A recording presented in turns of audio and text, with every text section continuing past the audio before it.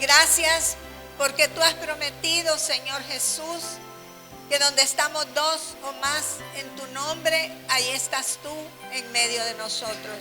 Y no dudamos que tú estás aquí. Gracias porque tu presencia lo llena todo y lo llena en todos. Amado Espíritu Santo, toma el control de esta parte de la reunión. Sé tú el Señor, sé tú el que hable. Toma dominio de mi mente, de mi espíritu y de todo mi ser y controla todo lo que yo voy a hablar. Te pido, amado Espíritu Santo, que no sea en mi humana sabiduría, sino en la sabiduría de lo alto. Que no sea en mi capacidad o en mi intelectualismo que yo venga a hablar esta noche, sino que venga a hablar lo que hay en el corazón del Padre, que solamente tú lo conoces, porque solamente tú conoces la mente del Altísimo. Te entrego este momento y te pido, mi Dios, que me respaldes y que respaldes la palabra que hoy va a ser desatada en este lugar. Gracias, mi Señor. Amén. El mensaje que el Espíritu Santo me dio para este día lo he llamado la maravilla de la creación. Y créanmelo que valga el nombre de maravilla, yo estoy maravillada de todas las cosas que yo he podido entender del Dios creador de todas las cosas. Y vamos a leer nuevamente, que sé que nos lo sabemos de memoria, Génesis 1:1, que dice: en el principio creó Dios los cielos y la tierra. Busqué la raíz hebrea de este pasaje y dice: Bereshit bara Elohim et hasamaim waet haeres. Eso significa, en el principio del tiempo creó Dios los cielos y la tierra.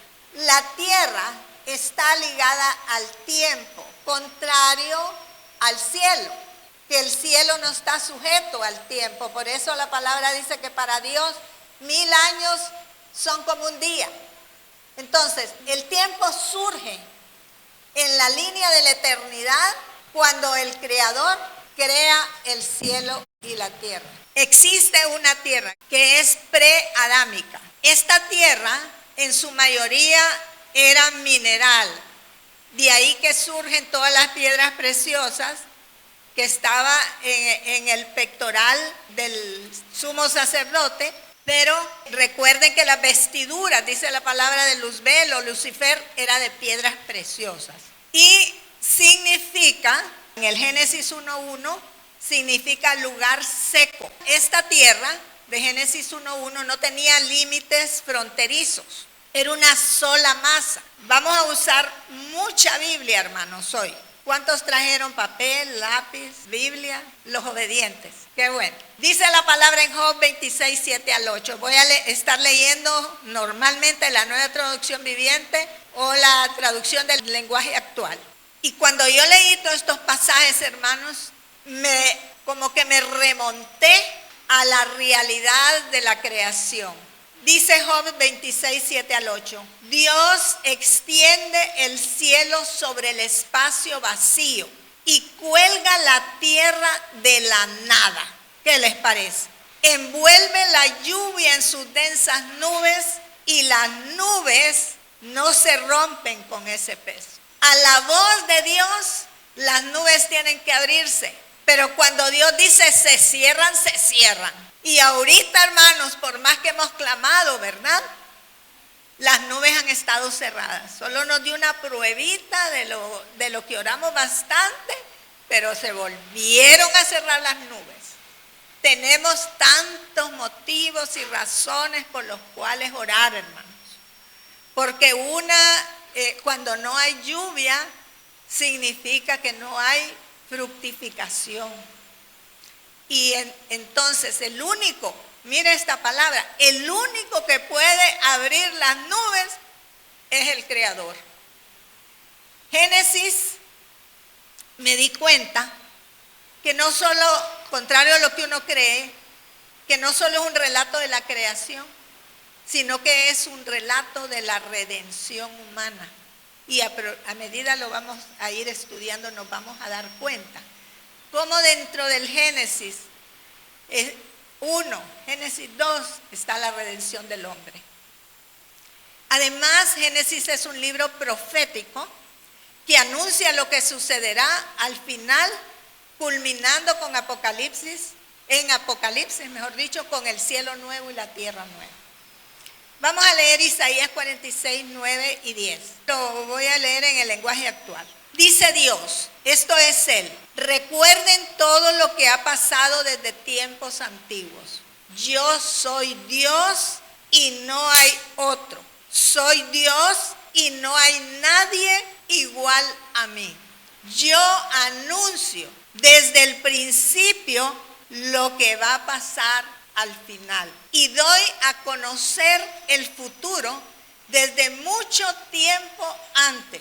Les aseguro, Dios está dando su palabra, que todos mis planes se cumplirán tal como yo quiero. Amén.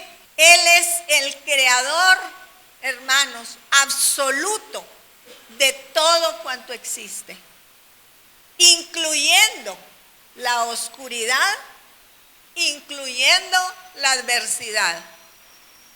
Esto es una realidad, aunque nosotros no lo entendamos.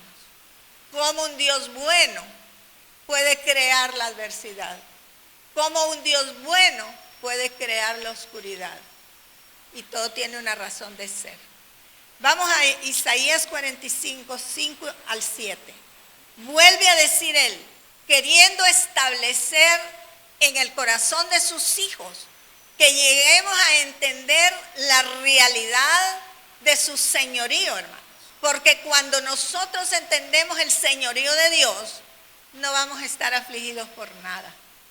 ¿Por qué el pueblo de Dios vive angustiado, preocupado, afanado? Porque no ha entendido que quien gobierna todo este universo se llama Dios.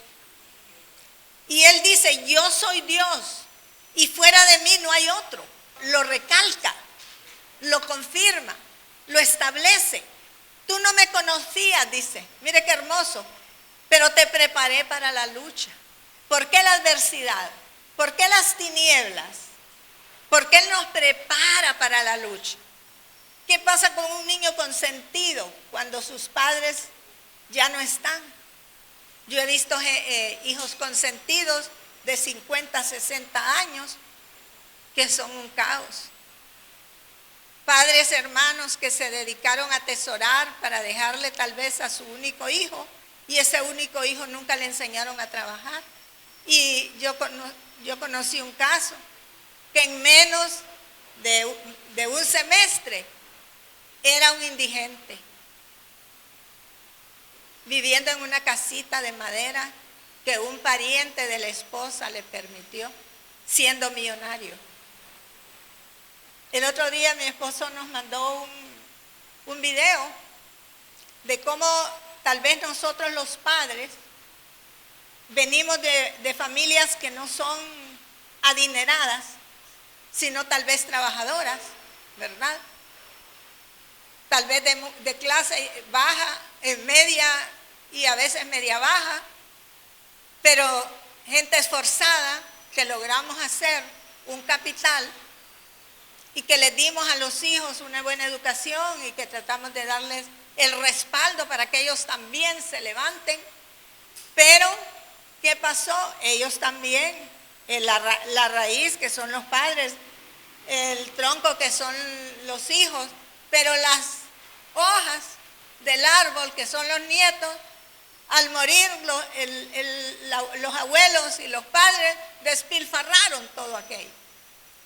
Porque no estamos enseñándoles a los nietos, a nuestras generaciones, que la vida cuesta, que no es del haragán, que el que es haragán, hermanos, no puede salir adelante.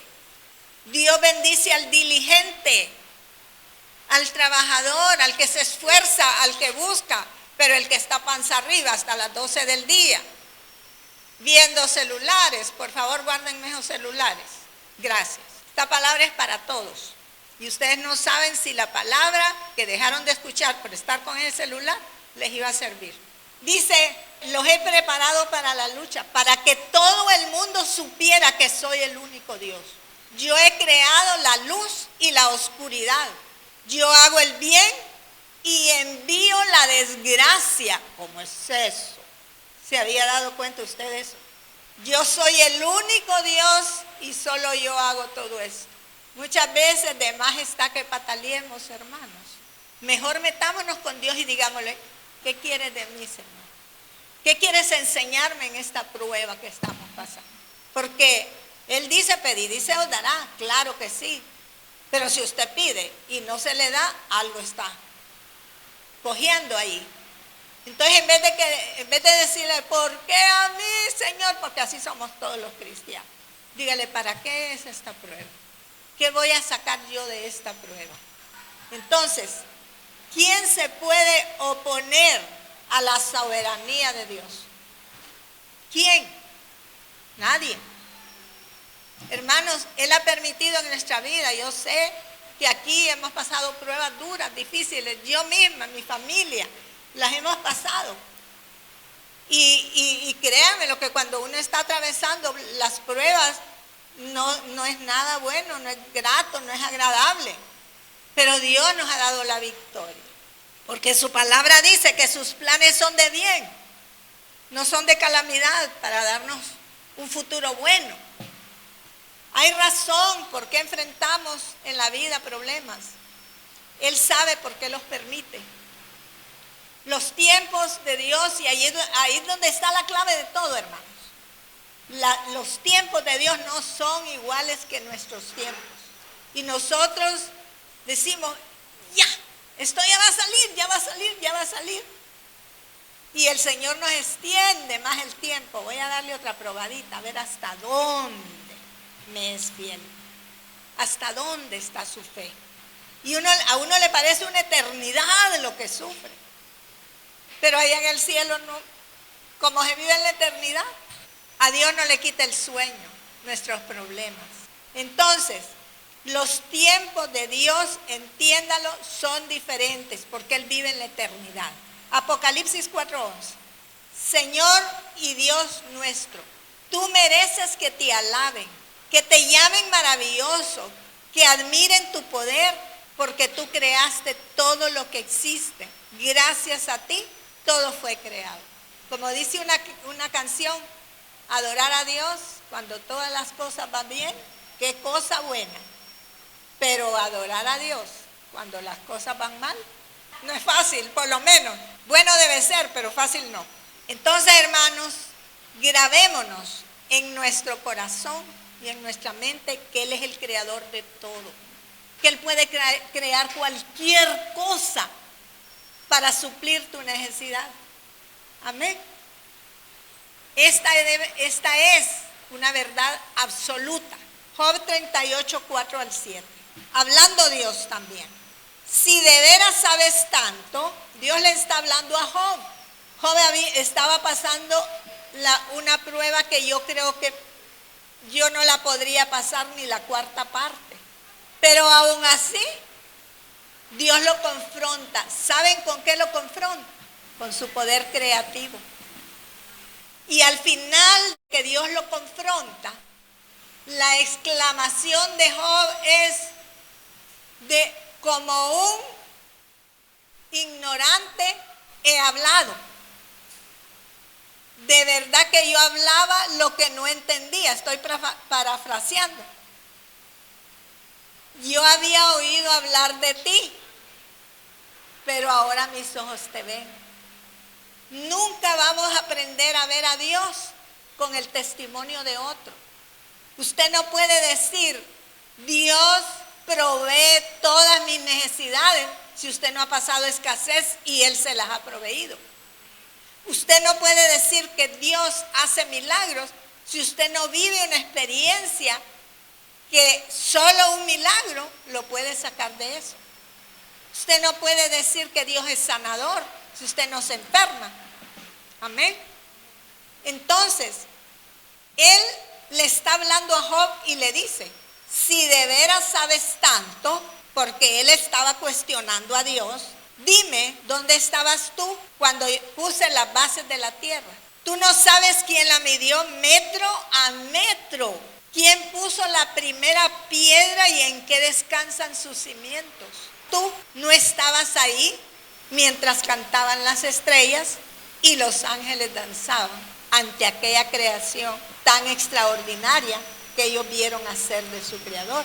Entonces me di cuenta yo con este pasaje de la Escritura, hermanos, que cuando Dios creó la tierra ya existían otras creaciones. Porque dice que cuando Él creó la tierra, los ángeles danzaban y cantaban. Amén. Quiere decir que antes de la creación adámica existían otras creaciones. Y muchos creen, y se los digo, incluida yo, creía, que Él creó el cosmos de la nada. ¿Cuántos han dicho estas palabras? Yo las he dicho. Dios creó de la nada el todo. Pero ¿saben que eso es una herejía? De todo lo que he investigado, me di cuenta que era una herejía. Porque ya había materia preexistente. Antes que Dios creara Génesis 1:2 y Génesis 1:1, ya había una materia preexistente. Y yo, como les digo, estudié a profundidad este tema y me di cuenta de mi error. Mire lo que es Hebreos 11:3. Es que la Biblia es la que se contesta a sí misma. Nosotros creemos que Dios creó el universo con una sola orden suya. Lo que ahora vemos fue hecho de cosas que no podían verse. Amén. No dice que de la nada. Fue hecho de cosas que no podían verse, que a los ojos humanos no se podían ver. Pero ya habían creaciones preexistentes que requerían un hábitat. Amén. En Génesis 1, Dios habla que Dios creó al hombre el día sexto. Estamos claros, hermanos, que ya había los elementos preexistentes para crear el cielo y la tierra. Amén. Entonces, ¿qué es lo que sucede, hermanos? ¿Qué había antes de la creación? Antes de ser creados los ángeles, antes de ser creadas las otras creaciones. ¿Qué había antes? ¿Se ha puesto a pensar? ¿Qué había? ¿Ven por qué es linda la palabra? No se conformen con lo que los predicadores les vengan a contar aquí, porque les podemos decir abarrazadas. Créanme ustedes. Amén. Gloria a Dios. No había nada más que el único Dios y ser invisible que existe aún antes del principio, y toda la creación emana de Él mismo. Dice que Él es desde antes de la fundación del mundo. Entonces ustedes no deberían quedarse viendo así, ¿verdad? Aquí hasta ahora, gracias Señor, porque desde antes de la fundación del mundo, tú escribiste mi libro y todo lo que a mí me había de ocurrir. Entonces antes de la fundación del mundo, solo existía la Trinidad. Pero a ellos les plació tener un pueblo que lo amáramos y que nos llamara hijos y que le llamáramos Padre. Un pueblo santo, apartado para su gloria. Amén. Gloria a Dios. Entonces, vemos desde el principio que el Espíritu Santo revolotea. Vemos desde el principio la palabra creando. Y vemos desde el principio a Cristo iluminando. Esta es otra cosa que me ha costado poder entenderla. Cuando Dios dijo sea la luz, ¿cómo es eso? Si hasta el cuarto día Él creó el sol y la luna. Y me di cuenta que era Cristo estableciendo la gloria de Dios para que la creación fuera hecha. ¿Ven qué lindo? Es Génesis. Hermoso, ¿verdad? Isaías 40, 12 al 14. Dice, Dios puede medir. Mire qué tremendo esto. Dios puede medir el océano con la palma de su mano. ¡Wow! Puede calcular con los dedos toda la extensión del cielo. ¿Se pueden imaginar? ¡Qué hermoso! Dios es capaz de recoger todo el polvo de la tierra y pesar en una balanza los cerros y las montañas. A Dios nadie le enseña nada, nadie le da consejos ni lecciones de ciencia y de sabiduría. Por eso Dios me dio aquella palabra, vuélvanla a oír, la ciencia al servicio de Dios. Hermanos, ustedes no saben las desveladas para editar un programa, para sacarlo a luz, y la iglesia no lo ve. Llegamos a 6,000, 7,000 visitas y estamos en 40, 46, 35. ¿Qué quiere decir? Que ni ustedes respaldan su iglesia.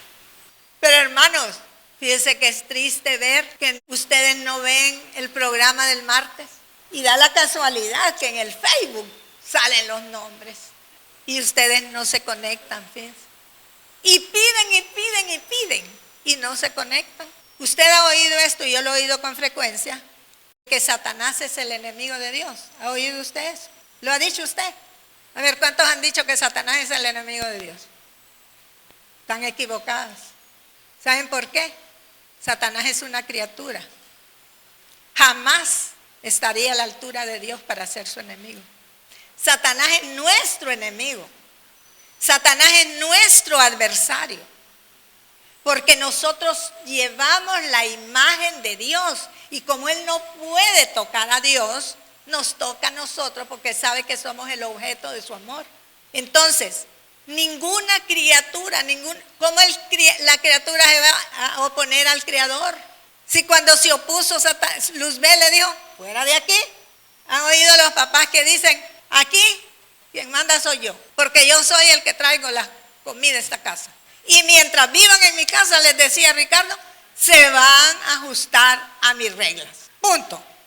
Pues Dios así nos dice, yo soy su creador y ustedes se van a ajustar a lo que yo diga.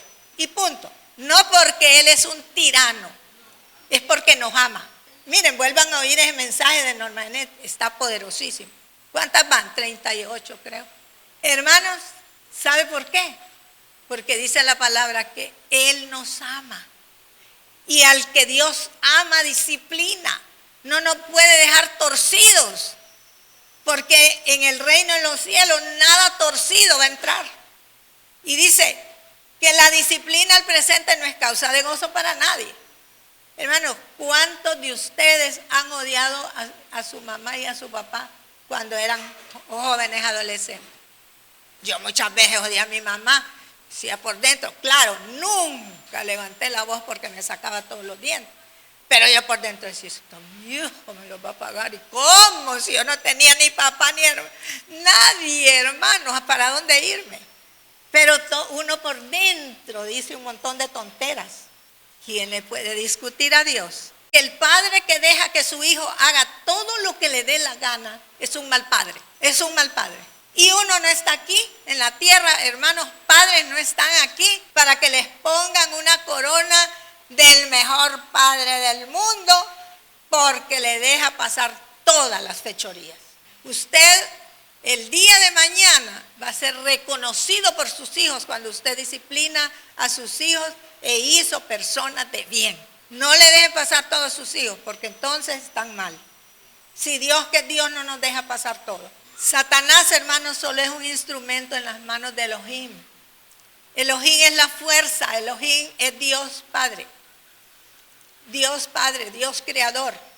Es la fuerza que controla y dirige todo este vasto universo. Elohim, E-L-O-H-I-M. Ahora vamos a analizar Génesis 1:2. Voy a leerlo en la Reina Valera también. Dice, y la tierra estaba desordenada y vacía, y las tinieblas estaban sobre la faz del abismo, y el Espíritu de Dios se movía sobre la faz de las aguas. Vemos aquí, hermanos, que se produjo un desorden entre Génesis 1:1 y Génesis 1:2. No se sabe cuántos años transcurrieron entre entre el 1 y el 2, pero se sabe que son millones de años. Ahora, entre Génesis 1-2, se cree que llevamos ya 6,000 años de creación. Estamos a punto de entrar al séptimo día que habla Daniel, que sería los 7,000 años, que sería el rapto, finalizamos los 6,000 años, y el año séptimo es los 1,000 años que Jesús va a gobernar en la tierra con nosotros los redimidos. Pero entre Génesis 1:1 y Génesis 1:2 son millones de años que sucedieron muchísimas cosas. Y dice la palabra que algo pasó para que la tierra quedara devastada, en un estado de desorden y de vacío. Quedó completamente vacía, o sea, ya no hubo vida en la tierra. Y fue cubierta la tierra totalmente de tinieblas. Y las tinieblas dice que estaban sobre el abismo. El abismo, según esto, estaba cubierto de agua, porque dice que el Espíritu de Dios se movía, no tocaba, se movía sobre la faz de las aguas. Busqué la palabra tierra de Génesis 1:1 en la raíz hebrea y de Génesis 1:2 y me di cuenta que la palabra tierra en Génesis 1:1 era una tierra infértil y la tierra de Génesis 1:2 era una tierra fértil que estaba cubierta de agua. En cambio, la de 1:1 era una tierra seca completamente. Entonces, ese caos que se provocó en la tierra no se sabe de dónde se originó. Hay muchas teorías. Se cree que una de ellas que produjo ese desorden, porque hermanos, Dios no hace nada desordenado porque Él es un Dios de orden. Eso no fue hecho por Dios. Y se relaciona a la caída de Luzbel cuando él es expulsado del tercer cielo, no del segundo cielo, del tercer cielo, él y sus ángeles, y se produce incluso la destrucción de todas esas bestias antiguas como los dinosaurios. Y por eso ahí es donde sabemos de dónde fue que fueron exterminados estas bestias. Hay otras teorías que dicen que fue un meteorito que produjo un gran caos porque cayó a una fuerza descomunal, pero sea lo que sea, la tierra quedó desordenada y vacía. Jesús dijo en una ocasión, cuando le dijeron que él hizo una liberación, y él dijo: yo veía a Satanás como un rayo caer del cielo. Puede ser que Jesús estuviera hablando de este evento precisamente. La cosa es que el Génesis 1:2 es un caos completo, pero nos habla de la recreación y de la restauración del cosmos, entendiendo el cosmos como la casa de Dios. Pues la Biblia dice que el cielo es su trono y la tierra es el estrado de sus pies. Toda la creación es la casa en donde Dios habita, entendiendo que es el santuario en medio de su creación. Ese ha sido su deseo desde el origen. Y en la próxima vez que les predique, les voy a traer un dato que la tierra de Israel tiene las medidas exactas del tabernáculo del cielo, en una dimensión diferente, pero es extraordinario, hermanos. Y es por eso que esa tierra es tan peleada por el enemigo, porque esa es la tierra que Dios escogió, donde Él va a establecer su tabernáculo terrenal, con dimensiones exactas, hermanos. Es maravilloso, es maravilloso. Todo lo que en la Biblia está, hermanos, es fascinante, es fascinante. Métase en la Biblia, pero no la lea como un libro común. Váyase, porque cómprese una Biblia de esas, despierten ahí. Despierta tú que duermes. y te alumbrará Cristo. Hermano, cómprense una Biblia que tenga unas concordancias que lo llevan a varios versículos, porque de esa manera la misma Biblia le va a explicar a usted cada cosa que usted tenga en una laguna. En la misma Biblia lo explica. Entonces, Génesis 1:2 tenía todos los elementos. Agua, tenía aire, tenía tierra, tenía todos los elementos. Solo que se hallaba asolada, vacía y en las tinieblas. Pero ¿qué dice? Que apareció el ruaj, el viento del Espíritu. Y ese ruaj empezó a moverse sobre aquellas aguas para separar las tinieblas y establecer la luz.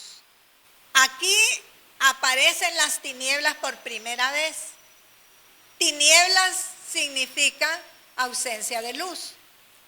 Y siempre que la escritura se refiere a tinieblas, es que se está relacionando al reino del mal y a la ausencia de la instrucción divina. En hebreo, tinieblas representa algo que está afuera, que está sin protección y se haya expuesto a lo que ocurra en el exterior. Está fuera de la presencia divina. El abismo son las tinieblas que cubren toda la tierra y que cubren a las naciones. Cuando Dios habla del abismo, está hablando de tinieblas sobre las naciones. Jeremías 4:23 al 26.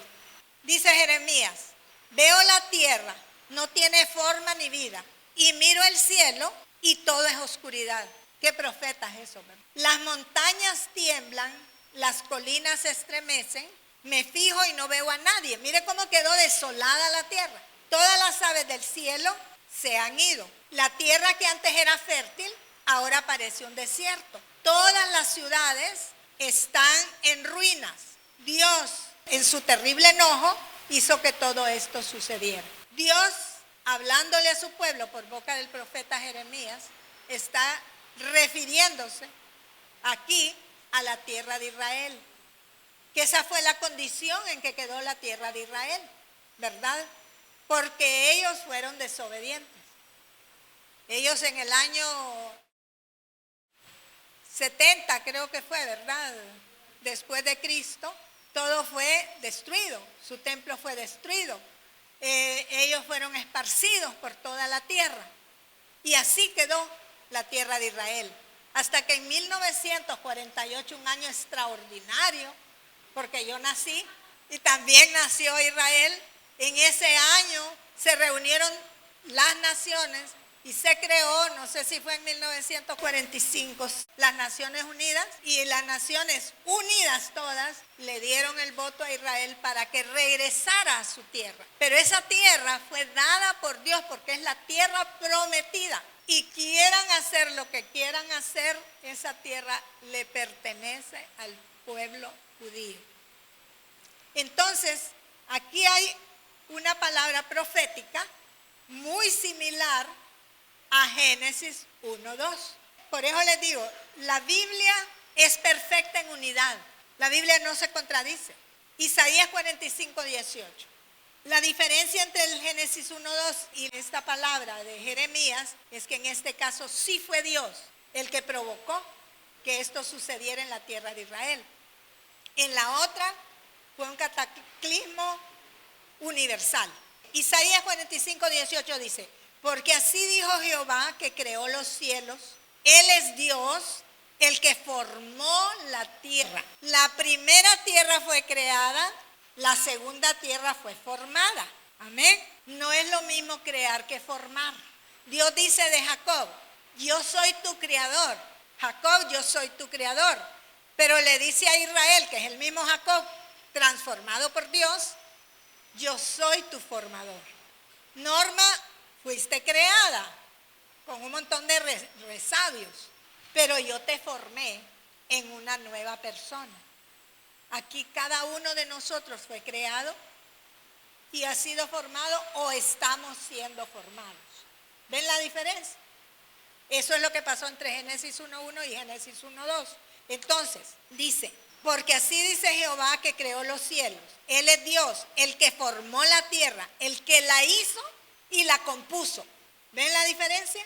No la creó en vano, para que fuese habitada la creó. Yo soy Jehová y no hay otro. Vano es la misma palabra que aparece aquí, es la misma palabra de Génesis 1:2. Dios no creó la tierra para el caos ni para el desorden, sino para el descanso. Ese fue el deseo de Dios. Por eso cuando Él termina la recreación, se sentó, vio toda su creación y descansó. Él tiene preparado, hermanos, un descanso para su pueblo. Y cada sábado es un Shabbat, es un descanso.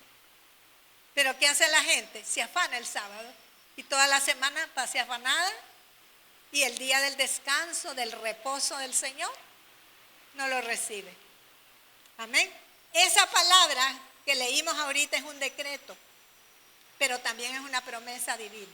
Salmo 33:6 dice, con su sola palabra Dios hizo los cielos, el sol, la luna y las estrellas, y juntó en un solo lugar el agua de todos los mares.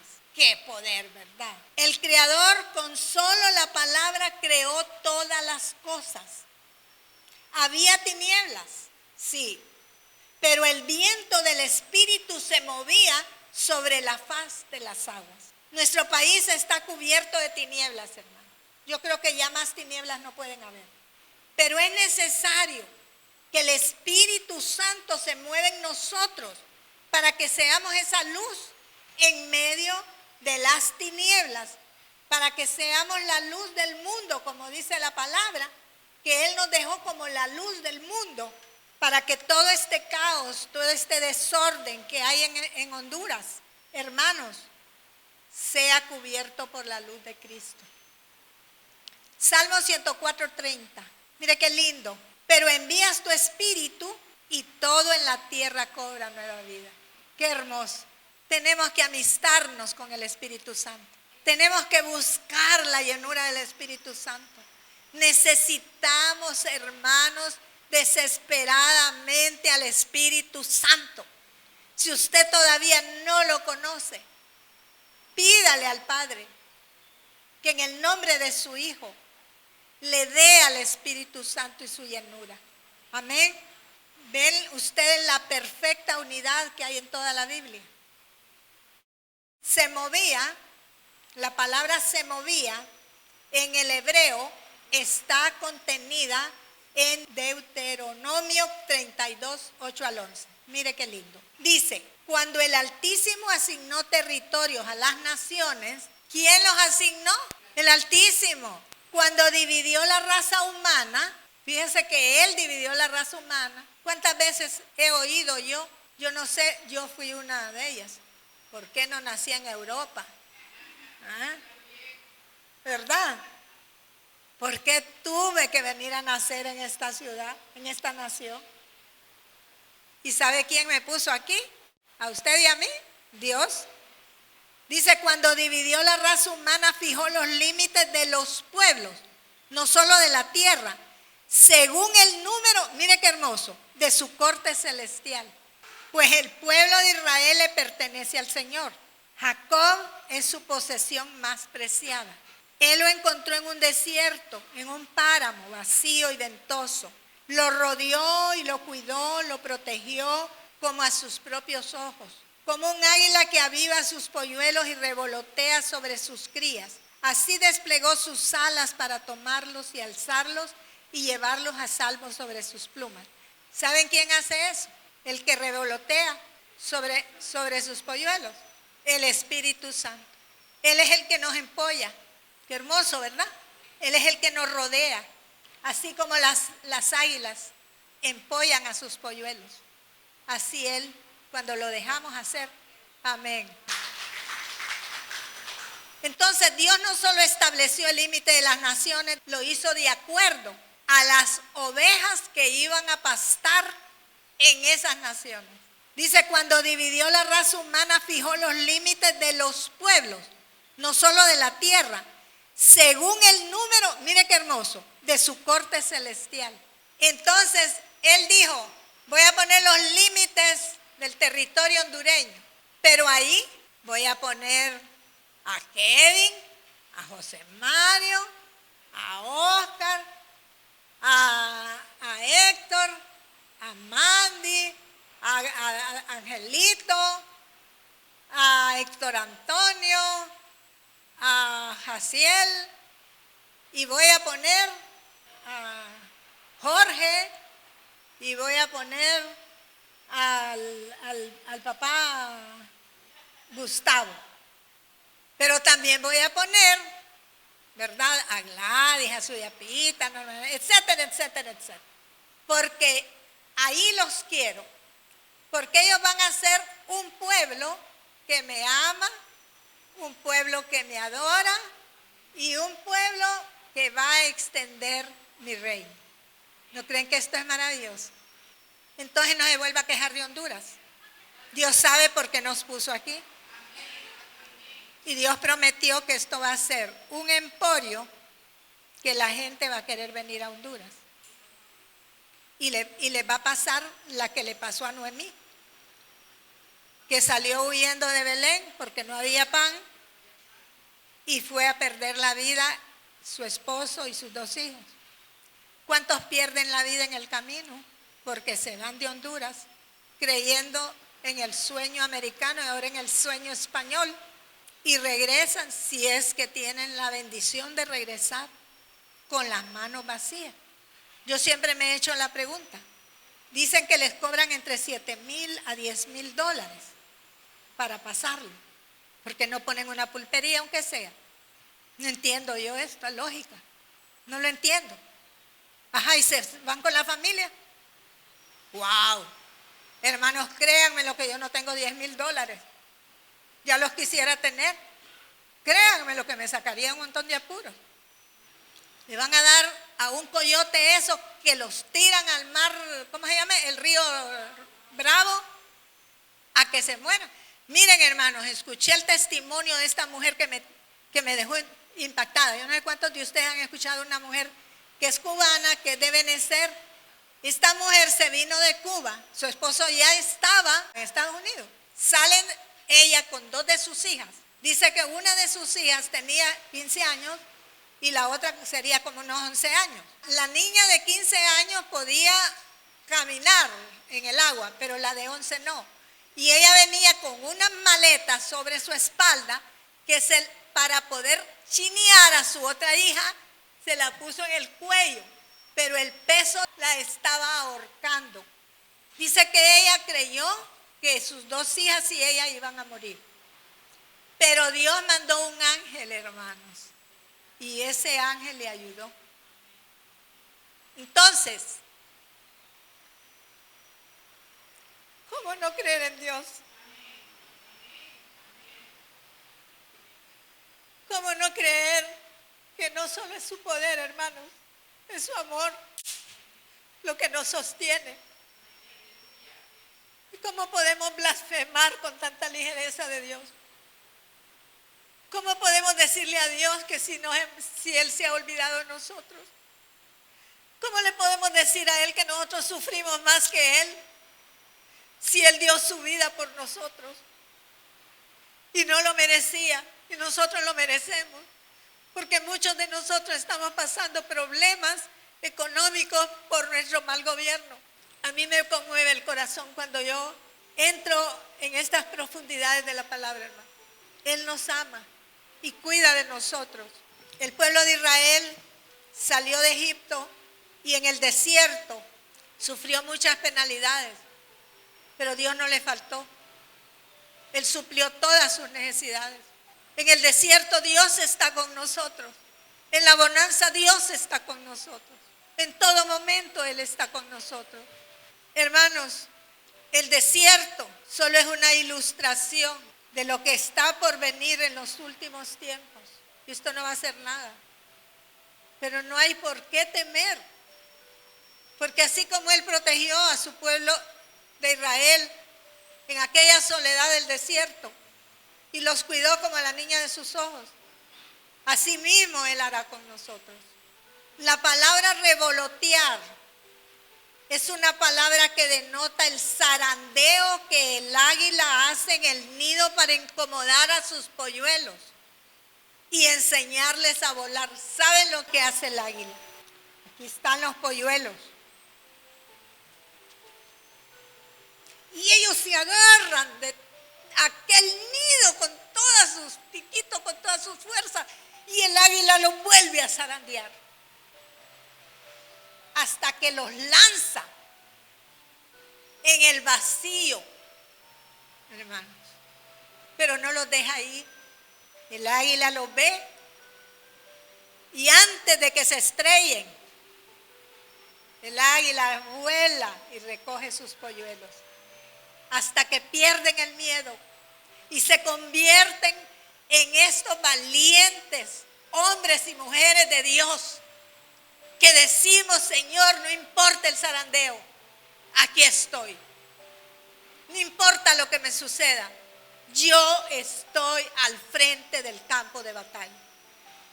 ¿Ustedes creen que ha sido fácil para mí, hermanos? No ha sido nada fácil. Pararme aquí hoy me es difícil. Hay momentos que ya no soporto. Y solo mentalmente le pido: Señor, permíteme terminar, porque no quiero predicar sentada. Pero el zarandeo ha sido difícil. Eso es lo que hace el águila. Y Dios muchas veces, hermanos, tiene que ponernos espinas en el nido para que nos lancemos al vacío y aprendamos a volar. Y decimos: ¿por qué me suceden todas estas cosas? Si yo te creo, yo te sirvo, ¿por qué, Señor, me están pasando todas estas cosas? Ahora que me he comprometido, Señor, a serte fiel. Pero es que Dios te está llevando a otro nivel. Y si no pones espinas en tu nido, no vas a volar. Quizás la situación que estás viviendo te incomoda.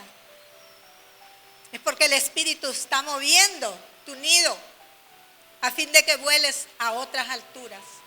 Dios sometió a Israel a 400 años de esclavitud para enseñarles a volar y que pudieran dejar las costumbres de las otras naciones, dejar la idolatría y enseñarles a adorar al único y verdadero Dios. Él nos permite circunstancias adversas en nuestra vida, hermano, para que aprendamos a distinguir lo santo de lo profano. Génesis 1:2 fue la primera vez que se introdujo el concepto de ruaj, de viento, no aire. No es lo mismo viento que aire, sino el soplo de Dios. El viento tiene que ver con lo de afuera. A los pastores nos importa conocer por dónde sopla el viento de la vida de ustedes. Un pastor debe saber a dónde van sus ovejas. El pastor debe tener ese instinto. Yo veo todas las redes sociales de ustedes. Algunos me aceptan, otros me rechazan porque no quieren que vea yo lo que ponen ahí. Pero siempre me doy cuenta porque tengo espías. Los vientos del norte predecían el frío. Todos los vientos tienen una razón. Los del sur aclaraban el cielo y predecían buen clima. El viento del mar traía lluvia y tal vez huracanes. Y el viento del desierto causaba calor. 1 Corintios 2, 10 y 11. Dios nos dio a conocer todo esto por medio de su Santo Espíritu. Si no fuera el Espíritu Santo no sabríamos nada de lo que aprendemos aquí. Porque el Espíritu de Dios, mire qué bello, examina todo, hasta los secretos más profundos de Dios. Nadie puede saber lo que piensa otra persona, solo el Espíritu de la persona sabe que está pensando. De la misma manera, solo el Espíritu de Dios sabe lo que piensa Dios. Y si usted tiene comunión con el Espíritu Santo, va a saber lo que Dios está pensando. Él es omnisciente. El Espíritu Santo es una persona que piensa, que siente y que se mueve entre nosotros. Él es Dios. El Espíritu también es omnipresente y se contrista cuando nosotros pecamos y no nos arrepentimos. Muchos creen que pueden engañarlo, pero el Espíritu todo lo descubre. Mire lo que dice Nahum 2:10. Vacía, agotada y desolada está, y el corazón desfallecido, temblor de rodillas, dolor en las entrañas, rostros demudados. Y aquí voy a terminar. Haz un análisis. ¿Cómo está tu vida? Contéstatelo tú mismo. ¿Cómo está mi vida? ¿Es un caos? ¿Está vacío? ¿Te sientes solo? ¿Está desordenada tu casa? Busca el viento del Espíritu Santo para que se mueva en tu vida y pueda separar todas las tinieblas que hay en ti. Y si esta es tu condición, hoy tienes la oportunidad de arrepentirte para traer orden a tu desorden y puedas recibir la llenura del Espíritu en el vacío de tu corazón. Y así como se movió en el principio, el Espíritu Santo se sigue moviendo hoy. ¿Saben una cosa? Que el desorden produce vacío. Yo no sé cuántos de ustedes en lo natural han visto un programa. Yo ya no veo la televisión porque solo miro series y películas, pero no del cable. Los acumuladores. ¿Saben que hay gente acumuladora que dice, es que esto no lo va a botar porque me va a servir? Y nunca le sirve. Lo que hacen es acumular un cucarachero. Es porque hay un desorden en su vida. Entonces autoanalícese y diga, ¿por qué acumulo yo tanto? Porque no hay confianza en que Dios va a suplir algo nuevo. Hoy Dios quiere poner orden en el desorden, hermanos, de nuestras vidas. Así como es el carro de Chuco. ¿Cómo anda su carro? ¿Lava su carro? Mujeres, cuando ustedes cocinan, el trastero sucio. No soporto eso yo. Yo trasto que uso lo lavo porque me da como cosquillas. Pequeños detalles, hermanos. El desorden trae vacío. Hoy propóngase, no. Voy a botar todo ese montón de cucaracheros que tengo yo que no me va a servir, porque le aseguro, se lo aseguro, que todo lo que usted dice, no, es que esto me va a servir, no le sirve. Mentiras, no le sirve. ¿Pero qué? Esto es en lo natural, pero ¿qué a lo espiritual? ¿Qué de lo espiritual? ¿Qué desorden hay en su vida que le está produciendo un vacío existencial? ¿Cuál es el desorden que usted tiene? ¿Y qué de lo emocional? ¿Que ha acumulado rencor, odio? Y el fulano de tal le hizo eso hace 25 años y ni se acuerda de usted. Saque la basura de su casa y ponga orden en su casa. Llene el vacío de su corazón con el Espíritu Santo. Analice cómo está su vida, sus finanzas, siéntese con paciencia. ¿Cómo está su familia? ¿Cómo está su vida espiritual? ¿Cómo está su vida emocional? ¿Cómo está su santidad? Sin la cual nadie verá al Señor. Muchos de los vacíos del corazón, como les digo, son producto del desorden espiritual en su vida. Podemos tener vacía la cuenta bancaria, hermanos, pero jamás vacío el corazón. Y ese vacío solo lo llena Jesús. Yo no sé cuántos de ustedes recuerdan la historia que contó Jesús de aquel endemoniado que no cuidó su libertad y se descuidó, volviendo a las mismas costumbres de pecado de donde Dios lo había sacado y liberado. Y dice que vinieron los demonios a supervisar la casa de aquel. La casa es nuestra vida. Y hallaron que estaba desordenada y vacía. Y entonces volvieron otros 7 más fuertes a poseer a aquel hombre. Y nos preguntamos, pero ¿por qué me están pasando a mí estas cosas? Cuídate, hermano. Aléjate de todas aquellas cosas que te hacen pecar. No sea que tu posterior estado sea peor que el primero. Dejen de luchar. Ríndanse al Señor. Ríndanse al Espíritu. porque hoy aquí Él se está moviendo, separando las tinieblas y trayendo luz a tu vida. Mi Señor, he dado tu palabra. Yo solo he sido un simple vaso de barro, pero la excelencia es tuya. Muévete en el caos de cada vida, Señor.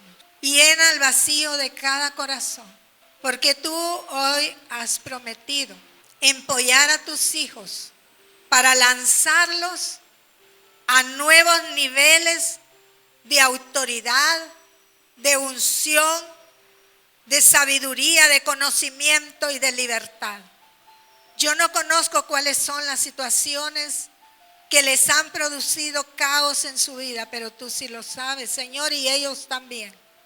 Te pido, mi Dios, que haya honestidad en este pueblo, de reconocer: yo estoy fallando, yo estoy haciendo esto mal, yo ya no quiero estar en esta condición. Y yo hoy, Señor, te entrego esas oscuridades, esas tinieblas de mi vida. Y te pido que tu Santo Espíritu se mueva en el abismo, en el vacío de mi vida, para ser libre de toda atadura que el enemigo ha puesto en mi vida. Padre, quiero honrarte, quiero servirte y quiero que tú te enorgullezcas de mí, que no te avergüences ante el enemigo de lo que yo soy. Ordena, Señor, en mi corazón todas esas áreas oscuras de mi alma. Si en mí hay orgullo, si en mí hay altivez, si en mí, Señor, hay enojo, ira, contienda, resentimiento, rencor, amargura, muévete, Santo Espíritu, en esas áreas oscuras de mi alma. Y si en mi espíritu hay alguna mancha, Señor, aunque yo crea que no, muéstramela, Señor. Quiero ser una mejor persona. Quiero ser una mejor sierva. Quiero ser una mejor hija. Esta noche, Señor, tu Santo Espíritu está empollando a nuevas criaturas. Que todas las cosas viejas pasen y queden atrás. Y así como te moviste en aquel caos y desorden de la tierra, Señor, te muevas en nosotros también. Que esta palabra no quede sin fruto, Señor. Que cumpla el propósito para el cual tú la has enviado. Te lo pido, mi Dios, en el nombre de tu Hijo Jesús. Amén. Amén. Gloria a Dios, hermanos. A Él sea la gloria.